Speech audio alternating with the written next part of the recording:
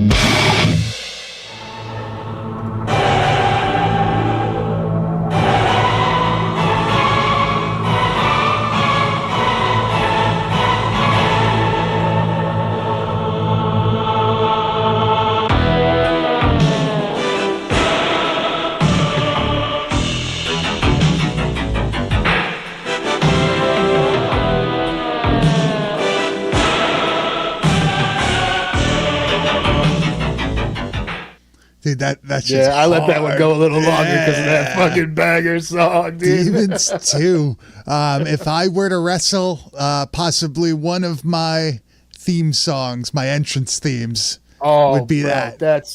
that would crush. That's such a good song to come into. Straight out of like 1986, man. Yeah, I was Walking gonna say out, that's like a late '80s fucking theme song, but that would be the best one of the time period. coming out, it's like a tough guy. Like that's your fucking gimmick, right? It's just like straight black tights or whatever, straight black pants. That's Bro, it. I saw a video of Scott Hall in the Razor Ramon getup in ECW coming out to the Fugees. What a Oh, yeah. weird fucking song choice, dude. Isn't that Like, people like point to that as like a fucking like poignant thing and all that stuff? I always just thought that was kind of like odd. weird song choice, dude. Yeah, like he was doesn't- all- like if you listen to the lyrics, like kind of weird for a dude to come out to that song. Yeah, like he's all fucking drunk or something, and he's coming out. No, I'm gonna fucking do that. Like that's what I'm gonna do. Dude, and then he's fucking dancing all stupid like to the fucking song. I'm like, oh my god, Bro, that's- Scott, yo, what the fuck? you gotta do what you gotta do. But Grizz, Demons 2, man. How do you follow up the original Demons? I'll tell you how. You make a movie that's pretty much the exact same fucking thing. True, in a sense. with some possible upgrades. With the effects. Tough. Dude, Like the that's- effects are upgraded in Okay. this compared to the first Okay.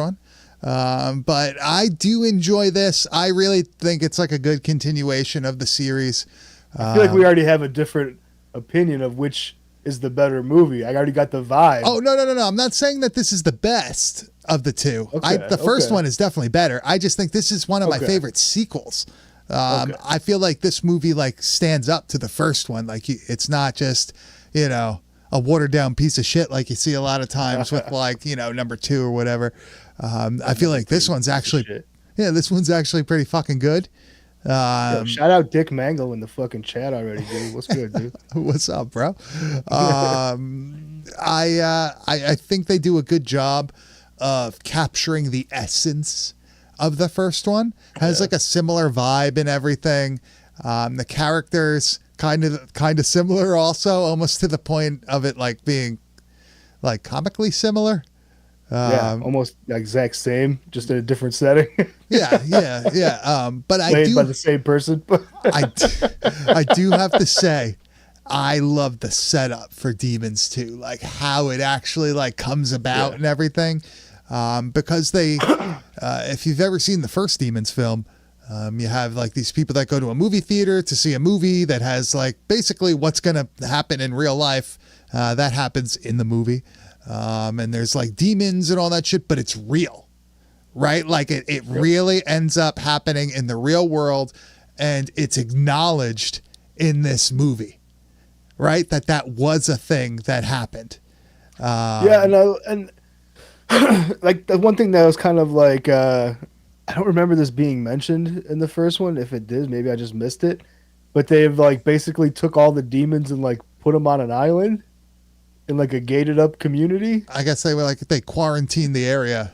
I guess Like that's an interesting like thing to do to like control your demon population is to surround them with barbed wire walls and shit. Like yeah, like it just looked like a construction site. Like it was pretty I, definitely a construction site. I just took it as though they like quarantined that area that the first demons took place in, and that's what they're showing there. And it's like a weird like documentary that they're also showing on like the TV during this our soon to be main demon's birthday party. I like that. Yeah, but like instead of it playing on the screen like in the movie theater, it's being played on a TV in somebody's bedroom in a fucking random apartment in some random Italian city somewhere. I think the setup is really cool. A more general synopsis of this movie would be that there's a birthday party at this apartment building for this. I guess she's like early 20s or late teens, something like that. I'm going to take it like they're all in the college or just after college. I would say like, early 20s, mid 20s. Yeah. And they're having this birthday party for their friend. And of course, things go wrong when a demon infects this dimension, I guess, through a documentary television show playing. And, panic and horror ensues. It really, I like movies that take place in apartment buildings and stuff like the Rec series. I like Quarantine and all that shit. Yeah, The Tower. I think it's like a cool setting. I like the beginning of Dawn of the Dead, where they're going through the apartment building and stuff. Like to me, that's like a real terrifying place to be. Because when you live in not a normal house, but just like a single family house or something like that, you're able to kind of control your whole 360, all your entrances, your exits, your windows, this and that, where the water's coming from, where your waste is going and all that shit, how the power gets to you, how you if you have to make your own stuff, whatever. When you're in a single family house, you have control over that. You could go into your yard, go into your garage. You could grab that fucking chainsaw and all that shit. You have access to your car. It's probably right outside the door. Like it's very easy. When That's a good point. When you're stuck in a fucking apartment building, you're at the mercy of your environment. Dude. Yeah. Like you have maybe you only have one exit, one entrance. You can only get through the one door. What if you live on the fucking, 10th floor of this building? You have a balcony. You ain't jumping over that shit. You're going to climb down that also? Like people are afraid to climb onto the roof on a ladder. Never mind rappel like a fucking Green Beret down the side of a building. It makes me realize that in a time of true crisis, like anything that would be like apocalyptic, I want to be as far a fucking way from people as possible. I think that's like the true takeaway of this because small groups are fine, but like people in like masses are chaos. Dangerous. Yeah. Yeah, dude. Like that's where you don't want to be in those situations. Like I need to buy some land, bro. I get well, also like if you're away from population centers like that, the resources won't be as strained, so people may not be as on edge that like, oh shit, we're gonna run out of water, oh shit, we're gonna run out of food. If you're in a place where there's more cows than people, you're gonna be in a far more relaxed position, probably would face less outside opposition, But when you're, like I said, when you're stuck in like an apartment complex somewhere and there's, 100 fucking other units in that building and you're in a city, you're fucked, man. It's not a battle. Hiding in your apartment. You're just like hoping for the best. Eventually the city water's going to fucking turn off. Eventually your electric is going to go out. You're going to run out of food. You're going to run out of water, and you're going to have to make a hell of a trip to the parking garage to get your car, or it might be parked on the street. And that's even more like, just hell on earth. That's like one of the thing about this movie though is that like in true chaos about this, like the people pretty much like stick together. Like there's like a true like camaraderie of the Camaraderie. living in this movie, which I can appreciate because like there's a situation where it's like it's chaos. You don't know what the fuck is going on. There's confusion. Like are these fucking demons? Like what the fuck are we doing Highly here? like You know? unbelievable situation Yeah. happening. You know, maybe So this. it's cool to see that that like camaraderie, like we were saying, that bands them together to like fight off this like ongoing like plague of demons. Yeah. And I feel like these things are more dangerous than zombies because not only when you're Yeah. bit will you die, you're almost infected, and it's like body horror where you start transforming into this other creature. And then you may transform again after that and produce a different creature. This, I like how they mentioned that it's basically it's transferred by the scratch. Like you don't yeah. even have to be bit by a fucking demon. Oh, If the just demon a little, scratches you, a little like, thing, and that's that's it, it. man. That's it. So let's get a little bit more in depth into this. I was talking about how the demon comes through because of this like documentary that's playing on TV. I really enjoy how like this looks. It's very memorable to me for some reason. This scene, I'm not sure why, but I really always like definitively like remember Caught this. me too. Yeah. So this is happening within a movie that this our main character is one of our main characters is watching. Well, not really a movie. It's actually like a live documentary Yeah, that's going on. it's being happening played on TV. Yeah. Yeah. And this is like basically how everything starts over. And I really just I love this. So of course it's got that bluish hue to it like the first movie has in the movie. Oh my god! It's alive! So this demon is found by this group of people, and the girl gets caught, she gets scratched on something, and the blood ends up going on the demon and resurrects it. But like, dude, like imagine being in that situation. Imagine like finding some like creature that you know is deadly as fuck, is infectious, just the worst possible thing ever. And your like fucking friend ends up scratching themselves and like reawakens it. Like you're not even supposed to be there. Like you're already like That's the thing, man, over the like- line. You're going into this fucking DMZ like nobody's allowed over here, and you fucking do the worst possible thing. Like just, we really need that graph right now. That's the graph of how much you fuck around compared to how much you find out, because that's exactly what this scenario is, man. Because like you'd have no business being there. Like you're basically going there, and like they even mentioned how like they found this fucking nail, and they think they're gonna be fucking rich. Like it's all a fucking money thing. Like they're there for like greed and like unsavory fucking intentions. So like this is kind of like what they have coming to them for being here. I didn't feel bad for them, getting Yeah. demon slaughtered. hey man, just like in the first movie, these people are fucking around with this mask after they hear, Nostradamus himself say, "Don't fuck around with it." And look what happens. Let's fuck around with it. Yeah. Here we go. So this is where everything starts. This turns into the fucking worst birthday party ever. We have This was already a bad birthday party. This bitch sucked, dude. all right. So yeah, they invite some dude that's like her ex-boyfriend or whatever, but she has like a fucking meltdown. This is like a 20-something-year-old telling everybody, "Get out of my house, just fucking leave, get out of Going to a here." party, and this is how you're gonna act. Like, put your big girl panties on. Let's fucking have a good time. We're here for a party. We got a cake, for Christ's sakes. There's got a a lot of fucking cakes. documentary on TV. There's a lot going on that you should be good time. happy about, right? They got an awesome soundtrack in this movie, just like the first Oh, movie. They're dude. playing real music. It's not just synth score stuff. There's actual bands being All right, time played. out. Let's talk about this for a minute. You brought it up.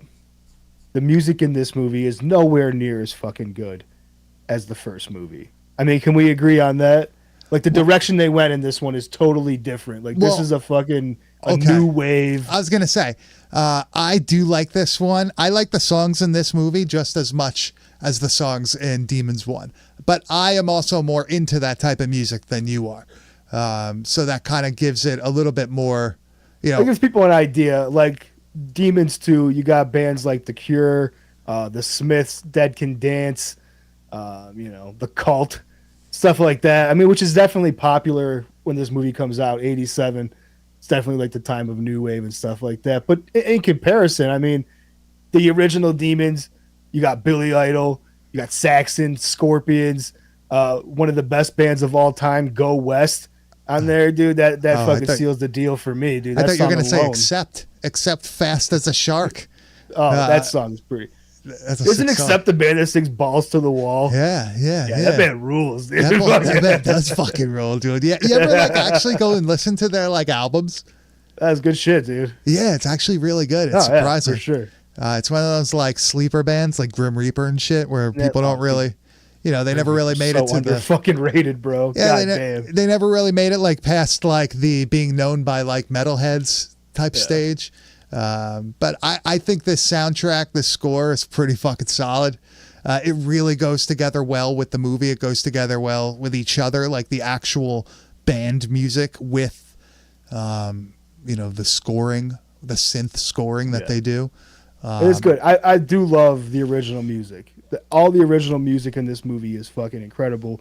You guys heard the title when we played that there for the intro. That's probably one of the best opening title track songs of all time, dude. That shit rules so hard. But we do have a clip from when this birthday party goes sour, right? We should explain because she's watching that fucking documentary and whatever happens there, it's like the fucking thing comes out of the TV and fucking, breaks the she's fourth. Possessed. But what I don't understand though, dude, is that like, how come she's the only one? Because a bunch of other people were watching this as well. They all saw the thing come out of the TV, right? Like, how come she was the only one that was infected? Maybe she was the only. All of this. Maybe she was the only one that was like vulnerable because they were all in the apartment. Was so fragile. Because they were all in the apartment building. But maybe it's because like she was the only one that was like susceptible to the demonic force to get her. Jane documentary. Listen, I know how you guys say the word. That's not how I say the word. All right, leave me the fuck alone. Leave me So she busts out of the room and just starts tearing everyone. That's the best up. shot, dude. Her face getting all crazy. When her teeth start falling out. Oh my god! There's nothing like a practical head made out of fucking weird animatronic latex shit. Look at this. Dude, this guy's like standing there the whole time just screaming as his arms getting shredded. I think the makeup looks pretty fucking good in this, man. Makeup looks great. Something that they did in Demons 1 a little bit, and they really nail it home in this one that I absolutely love, is that when anybody transforms into this demon, you get that shot of them turning and looking like straight down the barrel of the camera. There's something about that I just love so much, dude. It looks just so, I don't know, like with the backlighting that Bava pulls off in this scene and everything too, man. It's epic looking. It's like breaking the fourth wall almost, right? Like they're looking at the audience to show you like, ooh, look at me. It does pull you in a little bit. It feels like you're more of a part of it for sure. I think the goo factor on these demons is what makes them so effective also. Like they have all this green goo coming out of every fucking possible place. Especially when like they really start transforming. I'm down. They start like losing their human skin completely, right? Like that one point you see like she's just shedding everything because all these people at this party who just got slashed are now fucking turning into demons. They are now all infected. It's like a zombie film. You know what I mean? Once you get bit, once you die, whatever, you come back and you are now a demon able to infect others. And it spreads fucking quick. An interesting thing about this movie, though, is that the demons have like alien, like James Cameron alien blood, right? Like xenomorph blood. That was an interesting twist compared to the first one, right? That this like blood fucking basically will infect you into a demon as well. Yeah, well, not even that. Just the fact it was like melting through the floor. Oh yeah, dude. It was like, and they would have those like Return of the Living Dead like sideways like cross section shots, and it's like melting styrofoam, obviously, but made to look like it's going through the floorboards and like the steel girders and shit. I really fucking love that. It's a real creative thing to do. And, yeah, little known fact. That's what they used on 9/11. Was the the demon blood. Oh my god! People watching this now, like their YouTube feed or whatever, is just gonna completely switch. Just fucking yeah. You're gonna get the does jet fuel melt fucking steel beams stuff? Does demon blood melt steel beams? I do like that though. I think it's really cool. Adds a little bit more danger to it, where it's not only just like the bite you have to worry about now, but shit may fall on you from the floor above. And these apartment buildings are apparently made like shit. Because this stuff just, it won't melt the TV. It doesn't melt the TV, but it goes right through the steel floor. But this is where the movie basically like explodes, right? We got another couple that's friends with the party goers that live in another unit. The wife is pregnant. The dude is like doing his master's or something, right? He's still in school studying for some really complicated test. I don't remember what it was exactly. But that's like another... I guess like side story that's going on. There's just like the first Demons, you follow a couple groups that eventually converge, the leftovers, I should say, eventually converge. Everybody's pretty likable, everybody that's alive. But I don't know if it's like the ADR or whatever, they do the yeah. But like everybody's reactions in this movie just crack me the fuck up. Like everybody is just so over the top. Like it's very, I'm not even going to say theatrical. It's just like they went, all right, guys, I want everybody to be really, really enthusiastic. This is going to be your only shot. So really make it count, guys. But it adds to like the intensity of everything. Like everything feels that much more dramatic and like that much more hyped up because everyone is like their acting is so large. Like everyone is just fucking going for it so hard that like you feel that driving the movie the whole time. Yeah, we got the pimp from Demons 1 back in this film. Also, he plays Hank. He's like a bodybuilding fucking coach, dude. Yeah. He's like in the gym, getting down with all these people. What a fucking apartment complex. They have this like super. This guy seems like an Olympic level coach. Right? Like he ain't taking no shit, bro. He's fucking laying down the law in that shit. It's such like it's like sort of a contrast from Demons 1, his character, but he's like sort of the same, just without like the misogyny. Right? I take it as this is his twin brother who like took a different route in life. Oh, okay. Right. Like his brother was kind of a trashy guy. He's like, dude, I'm wholesome. I'm about getting that iron in.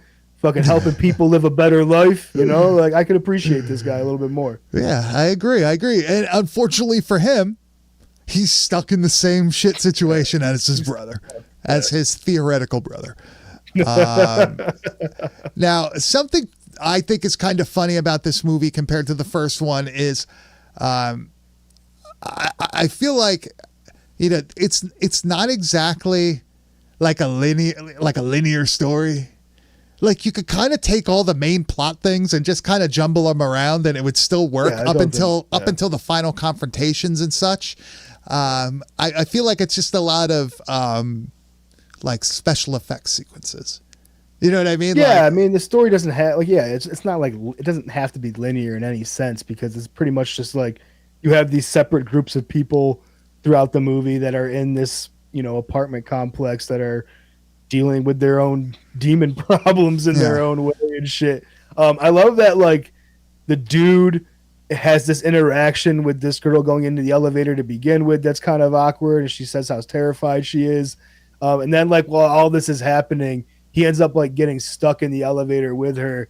And I like this scene where the security guard comes and like finally notices throughout the chaos that they're stuck in there. I have never been stuck in an elevator like this, but I could only imagine how terrifying it would be during a demon apocalypse. Well, they don't even know it's happening yet until obviously right now. Yeah, this dude gets his face fucking shredded by the demon. And he's like still alive, bleeding profusely from the mouth. And then he just kind of like slowly fades out. I love that. That's why I took the whole thing, man, because I love how it ends there. It sounds like somebody's fucking sucking out a lollipop or something. Yeah, it's very juicy death, dude.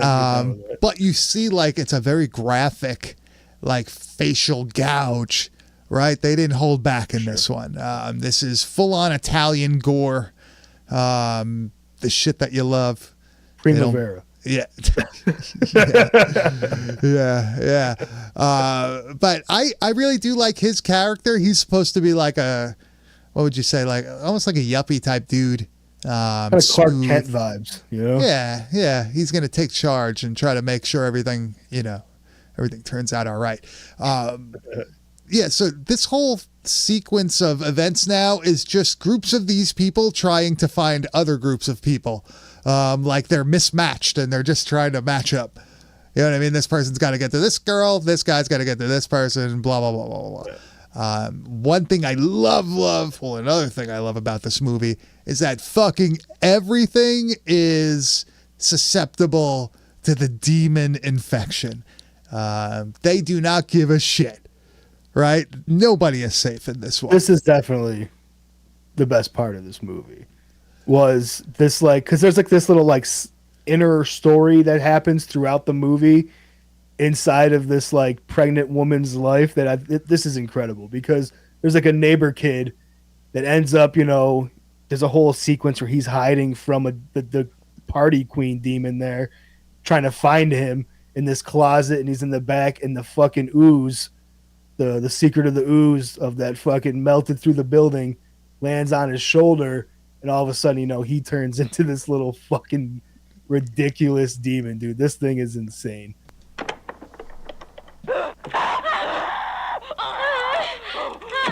He is in...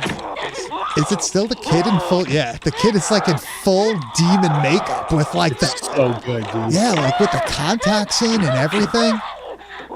Like, I couldn't tell if it was the kid or if it's a little person. Oh, that's a little person. That's a little person. Yeah. They wouldn't be smashing that kid's head against the That's door frame. That was the first thing I thought. And also they were like, oh, we could smash a little person's head. That's fine. The kid, we're not going to fucking smash. Yeah, we're going to get in trouble when we do that. Fuck it, we're going to do that.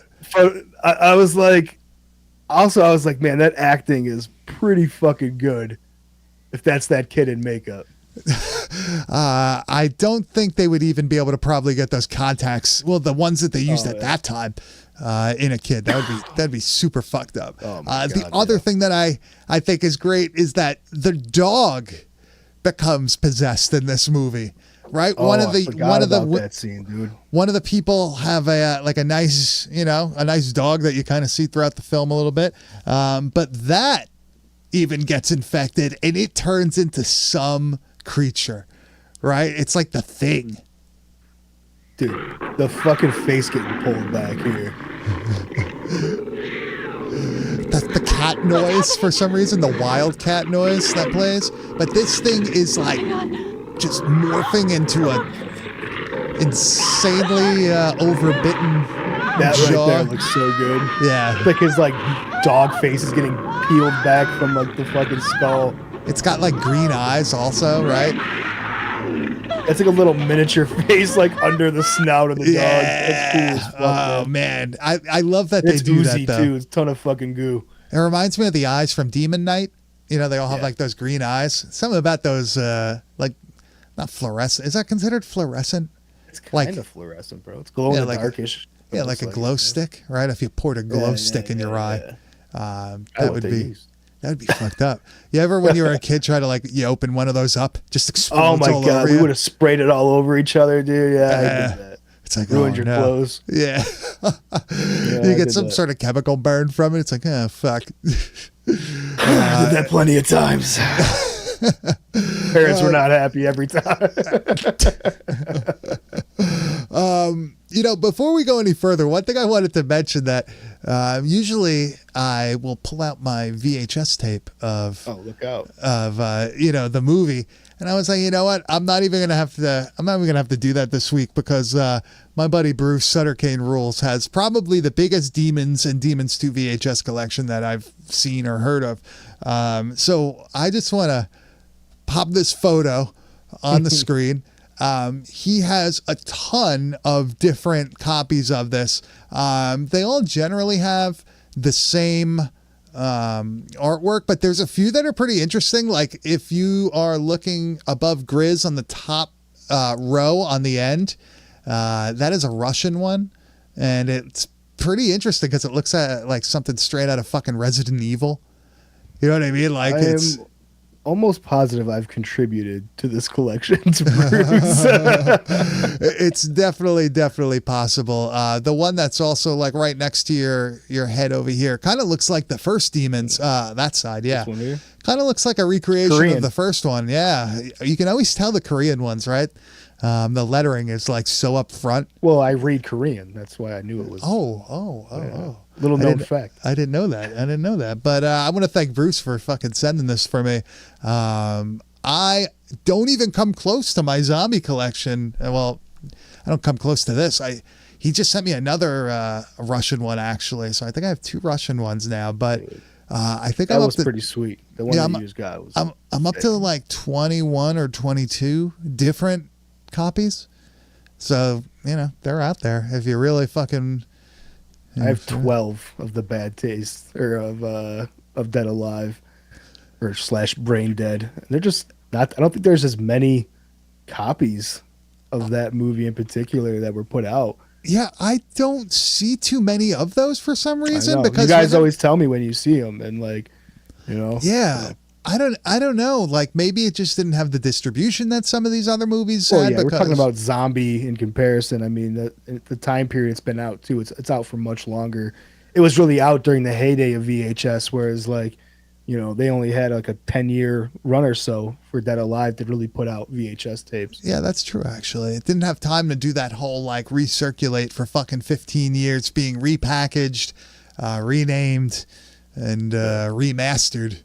It went straight to fucking DVD and then hard to find Blu-ray, right? Dude, it cost me so much fucking money for a Blu-ray. So dude. weird. If only we knew, right? We bought all the wrong ones, that's for sure. 100%, dude. So, like we said before, this demon infection, demon contamination, demon whatever outbreak explodes all over the fucking place now. Pow, pow, pow, But at this point, people are starting to fight back, right? It's not just people getting mauled. It's not people just getting torn apart. We get people stepping up, right? I like this, man. I like this, like, fucking garage showdown that these people fucking have with them, and just like this whole, like, that's what I said, the camaraderie of like, we're gonna fucking stick together. We're gonna do this. Like, this is cool, man. When the demons do like the Spartan race finish and jump over the fiery. Yo, these demons got fucking hops, dude. These guys do like a front somersault over this fire pit. He's luckily got a shotgun. Yeah, this dude does like they're doing like ninja flips over. Very similar to like the later zombie films, how the zombies tend to do that. That's great. In the head with the fire extinguisher. But he's got the double barrel. Somebody grabs a fire axe, smashes the demon in the neck with it. This guy looks a little smaller in this movie for some reason. Right? The double barrel is a good weapon here. What do you think about the demons be able to like you could kill a demon pretty easily. They're pretty much people. Pretty much people. Fucking demons, bro. You think they should like you think it should be harder to kill them or? Yeah, they're demons, dude. Now, I mean, you don't like the fact that they're still like at the mercy of the human meat suit? yeah, like I don't know, like I feel like they should have some. I mean, they did do somersaults. That's pretty amazing. But like, I just feel like they should have some sort of like, you know, juggernaut ability that would make them a little bit more like, you know, invulnerable to mankind's weaponry and shit like that. Like the dude hit him with an axe and he was like, I'm done. Okay, you know, like I'm trying to think, like, there's not many instances of like the demons taking like a lot of damage and like still going. no. Right? They're fucking one and done. Most of them are done with, dude. You know, it's pretty fucked up when the little girl has to watch her dad get fucking destroyed by the demons in the parking garage. I learned this shit after digging into this a little bit. That's fucking Lamberto Bava's daughter. Her first role ever was playing that little girl, watching her dad get torn apart. Or is that Argento? Is that Asia No, I'm pretty Argento? Oh, is it? I thought it was. I could be wrong. You're probably right. Ingrid Haller. Yeah, I think it's Asia Argento. Holler. I think it's her. Yeah, because it looks like her. I knew it was one of them, so I was there. But like this is like pretty fucked up. She's like watching her dad literally get ripped apart by demons while she's like was she in the car? Papa. I love this shot right here. Yeah, then they realize that she's there. Oh my god. This is terrible. Yeah, it's a terrifying shot. Like all the demons are like trying to get at her through the car window, and there's all like the blood and the goo being spread everywhere, and their teeth are being like, you know, like rubbing against the glass. Yeah, that's cool, man. Pretty effective. Pretty effective. The demons in this movie, I think, are better than the first movie.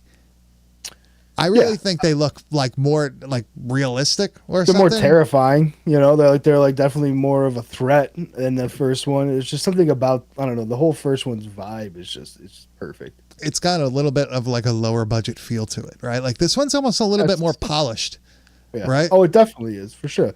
Just even the effects being that much better gives it that little bit more of a polished feel. What do you think of the little demon guy? The little monster that comes out of the fucking.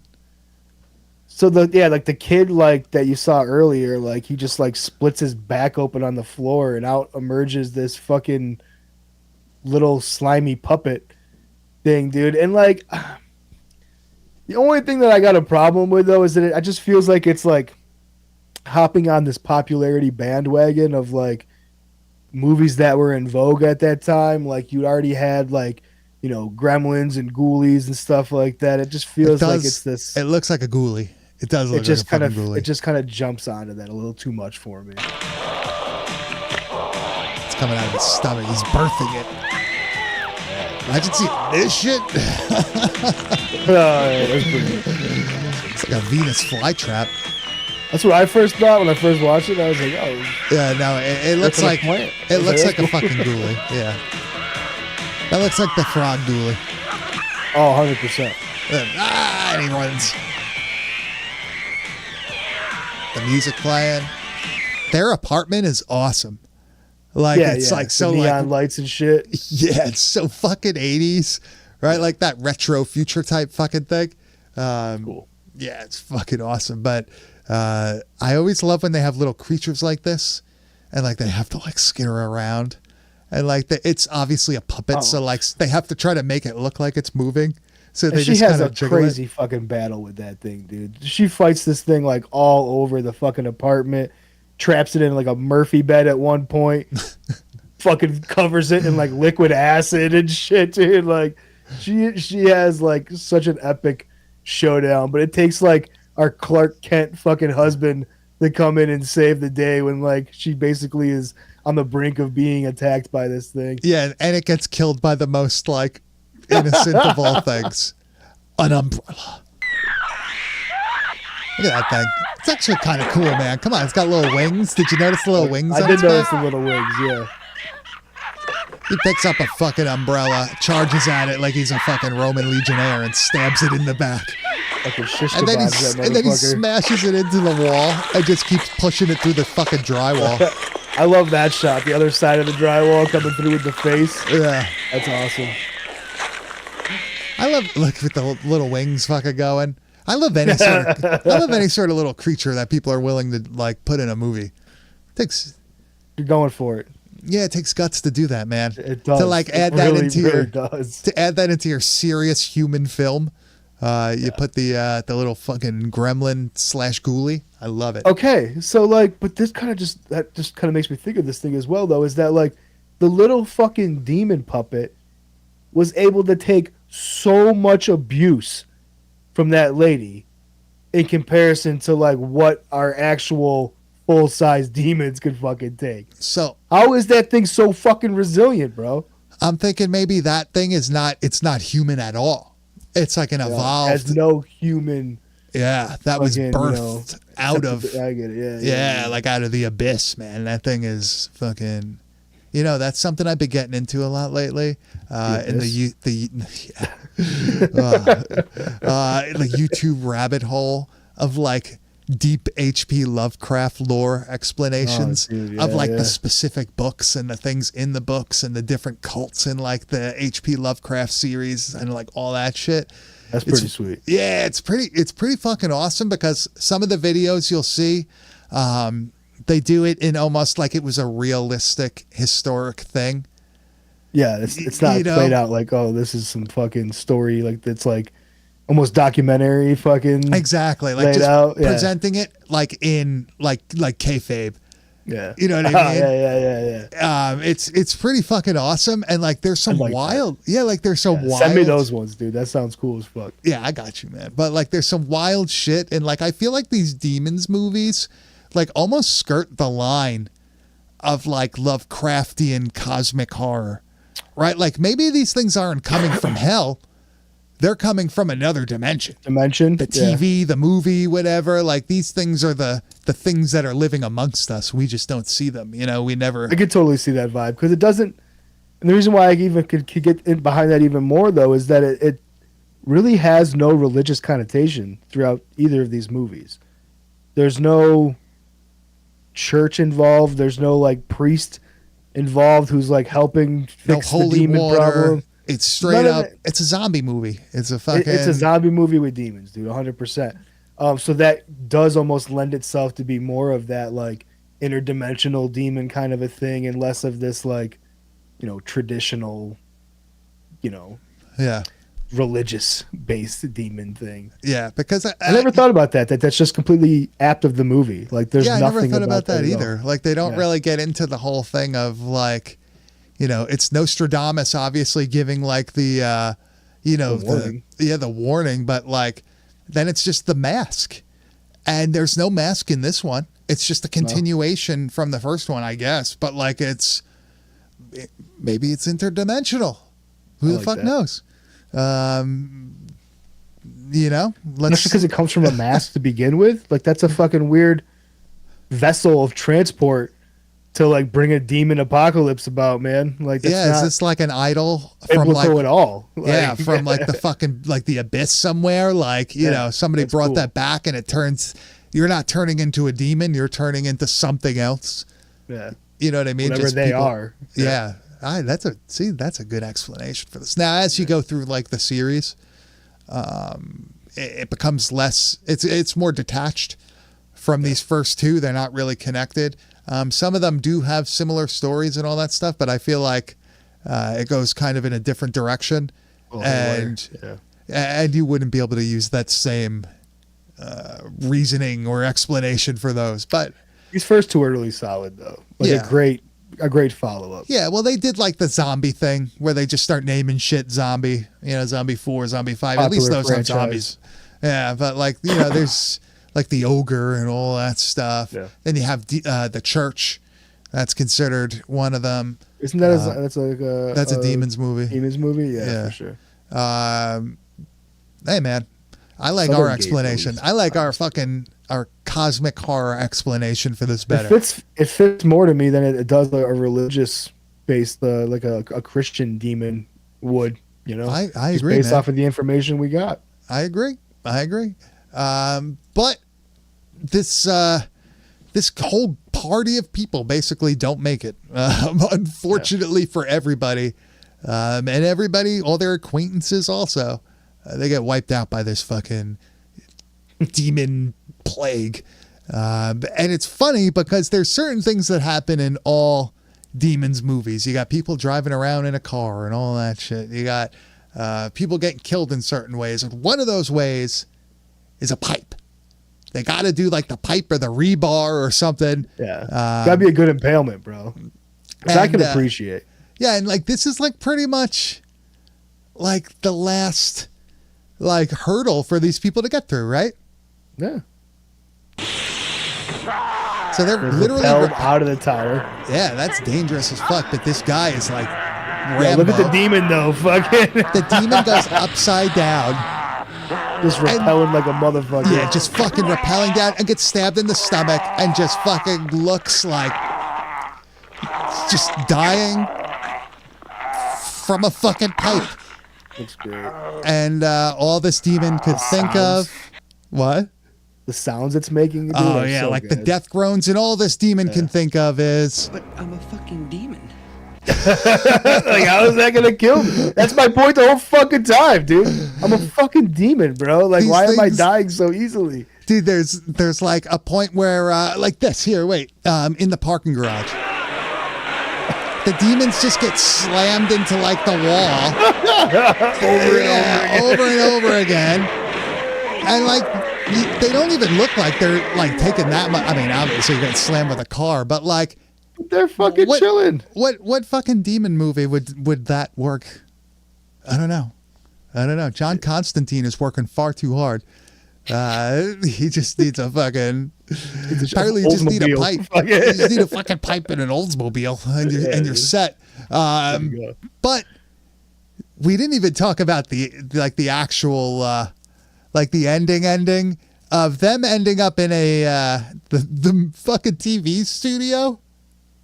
Yeah, I mean, I didn't grab a clip from it just because there was like, I don't know, I think a clip of a guy smashing a bunch of TVs. Like, you know, it doesn't really have like that to me is the big like, you know, ending fucking thing with the pipe and everything. But then she stumbles into this movie or TV studio that they're in hiding at. And she just kind of death gurgles for a good few minutes and then starts like kind of taking over the TVs in the studio. So then Clark Kent just smashes the fuck out of all the TVs and, you know, credits roll, man. I do like the fact that she's trying to like escape via the TV. You know, Yeah, like she's trying to do it again. Yeah, definitely trying to like spread the contagion to him through the TV is definitely, I like that aspect of it. I don't know though, dude. I think if anything, the ending of this movie was a little bit of a letdown. All right. I wish there would have been a little bit more. I could say it loses a bit of steam compared to the first movie. This movie does Very definitely. much. They should have just ended it when they fucking rappel down, and that's it. You know, made that a little bit more grander, made the showdown a little bit, you know, something more. You could still impale her with the pipe, but have her like pull it out and fucking come at you or something with it, and then you have a little bit of a bigger scuffle that boom, you chop her fucking head off or something, Yeah. make it cool, you know. This movie doesn't have like the masked like overlord overseeing everything. This movie doesn't have that, and I think that's what it's missing. Right, the final, I'd like be into the fucking the boss. Yeah, the fucking the puppet master pulling the strings. But that was Demoni 2. Demoni. Oh, look at you. Do it. Grizz, give me your final thoughts on this. Man, this is a fun movie, man. Like, it's definitely a great follow up to the original Demons. I still absolutely, you know, I love Demons. It's one of my favorites of all time. I think it just has a great feel and a vibe and a soundtrack. This one kind of like takes it in a little bit of a different direction. Like we said, it's a little bit more polished, but man, it is fun start to finish. Great special effects, great kills. I would watch them back to back. That's a great Oh, lineup, yeah. man. This would everybody heard. I love this movie. I think this is a must watch. Bruce has a bootleg that somebody made where they put Demons 1 and 2 on the same tape with cat Perfect. people also, which is kind of funny. But if you put those two things fucking together, cut out the fucking credits, and just let it like, Yeah. that'd be sick. That'd be sick. But I really do like this movie. If you like Demons 1, probably going to enjoy this one too. It's pretty much the same movie, just slightly different. It's a different setting, man. You know? Exactly. I wish they would have did that and just kept going. All right, just putting it in different places. See Different that places. like a baseball game or something, or a hockey game. Like That's some how you sort of- make solid sequels, dude. You have a premise and you stick with it. You just put it in different locations, man. That's cool shit. Could happen the same exact night, just somewhere else. You could make a whole franchise of that shit happening, just different places. Different scenarios, man. Yep, It's same awesome. same time. But that was Demons 2. And next week, we will be back here Tuesday night, 9 p.m. Eastern Standard Time on our YouTube channel, live covering Demon Queen. Probably one of the more famous VHS / low budget horror films. Shot on video. Yeah, that like genre of shit. This one it's a Donald Farmer movie, right? Probably Correct. Probably his You know most what you're getting into. yeah. So that's giving you guys a heads up. But that's next Tuesday night, 9 p.m. Eastern Standard Time on our YouTube channel, youtube.com/@BadTasteVideoPodcast. But before that, let's head over to the wide world of metal. And Grizz, what do we have this week? Man, we got another fucking awesome band from our dude Ryan Wills. If you don't know the name, this is the dude that is responsible for the band Seven Doors, who we recently covered that release a few months back. This dude is a diehard horror fan. All of his bands are all based around this concept of horror music, horror movies being integrated into it. He's in another band called Blood Rage, another fucking killer band. But the band that we're covering today is called Grave Ghoul. This is one of his newer projects. Great name. This is great name. Fucking album name is called Living Dead Flesh. And when I first get into this kind of thing, I'm like, oh, it's Wills. Is it going to be just kind of like a Seven Doors sounding like similar thing? It's its own fucking monster, dude. Mm-hmm. This is a completely like different approach to death metal, different tones and everything. So it's set apart pretty well.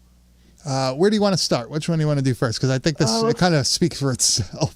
Yeah, dude. Let's do a puzzle of body parts. This is a fun one.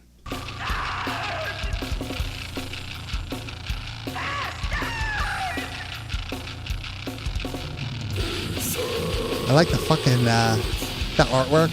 Little house by the cemetery with some fucking Good mashup. yeah.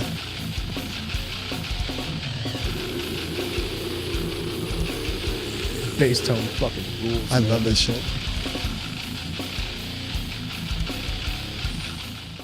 What do you think about the production on this? I feel like it really fits like the sound and the tone of everything. I like the vocal production. Yeah, like a lot. It sounds like the high, like that high scream is like from a haunted house cassette that you would be playing out your Yeah, window dude. when you were like in 1992. Like I really enjoy yeah. that. But it's like it's got like a mix of like Mortician, and we'll see. We'll see something They are Mortician-esque. fans. Or he is a fan. I love the production on this. I think that's what helps set it apart from sounding just like a Seven Doors and his other projects, is that they are all produced very differently. This doesn't sound anything like the production on the newest Seven Doors album. This is a little bit raw. It's a little bit grittier. The bass tone is really fucking distorted and chainsaw sounding. Gives it that really nice brutal death bass sound. This is fucking cool, man. The vocals definitely have that like nice thick reverb, kind of cavernous sounding thing going on to them. Great lower guttural fucking range on this guy. This song, let's hit up Dr. Butcher, which is great fucking name, great movie. Love that guitar tone. God damn.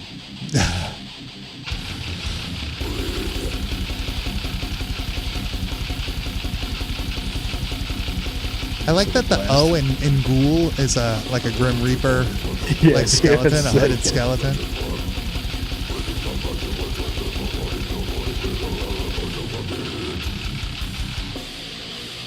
So sick.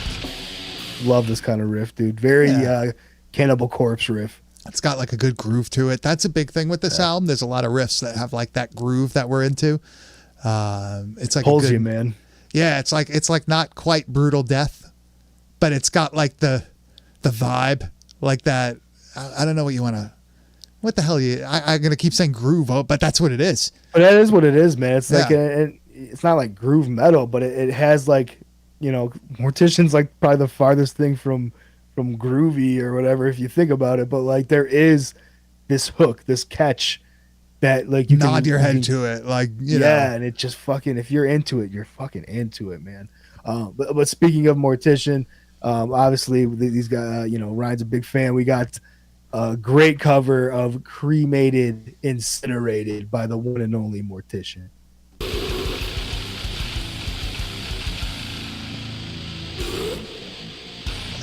This is awesome. Fucking rules. Yeah, I like this a lot. I like seeing like a different point of view.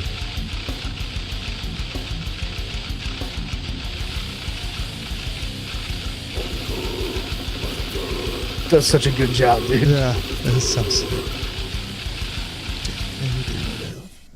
We're gonna see Mortician this weekend. Gonna say, dude, this weekend, Will fucking Romer. Mechanicsburg, fucking Mortician and fucking Putrid Pile. I am so excited to see both of these bands, man. I have not seen Mortician in double-digit years, so Yeah, at least, yeah. it's been a very, very long time. They still sound good though. I know that for I'm a gonna fact. tell you right now, dude, you're gonna be blown away by my dude, fucking Putrid Pile. He is a one-man wrecking crew of just fucking insane slammy death metal, man. He's awesome. That's so sick. All right, hey, can't wait. You sent me a few promo pics, or no, a music video. Was that a music video? Him standing in front of that castle, Yeah. shredding that Jackson V the whole Fuck time, yeah. man. That's what's up. That's what's up. But I really do like this band. I'm really into this type of music. I really wish I could play in a band like this live. Yeah, me too. This would be so Yeah. much fun to fucking play live, man. Where could you find their stuff, Grizz? You could definitely get on their Bandcamp at Grave Ghoul. This is the newest album. It just came out. I'm pretty sure like the past a couple of days. Yeah, November 16th, I believe it came out. Yeah, it's the 16th. So this is brand fucking new. Get over there. You get yourself. They have like CDs. They have, you know, cassettes, all that kind of shit for all you collectors. Support the fuck out of this guy. He is pushing so much stuff through this band and all of his other projects that is just so fucking good, man. He's a fan of horror, and it comes through so much in the artwork and the music, everything that he does. So this is the kind of guy we got to get behind. YouTube, Spotify, all the typical places you'll find this kind of stuff is where he will be. Speaking of which, I want to plug my man EK from the Laser Graves podcast. He just put out a new album that I mastered that. But you could find it on his Bandcamp, bloodrelations.bandcamp.com. He's got some pretty fucking cool cassettes that are available now. He's a cassette dude. They look awesome. He's awesome. The album's awesome. Go support him. I know he put his fucking all into it. But I've never met somebody so productive in my life. Dude, Jesus Christ, that guy's never Dude, stopped. EK is a musical. When people like are like, oh, like, how the fuck did like Beethoven come up with all this shit in his life? Like, just He's like imagine the if modern EK day didn't have. Well, Beethoven. just imagine if he didn't have to work a normal 9-to-5 Yeah, I job. know, dude. He would We're be like- fucking ridiculous. Dude, the guy's just like it. He's got an infinite amount of fucking ammo in there, musical ammunition, just ready He has to go. finishing power, dude. I have a lot of projects, a lot of songs that I have half written that are never finished.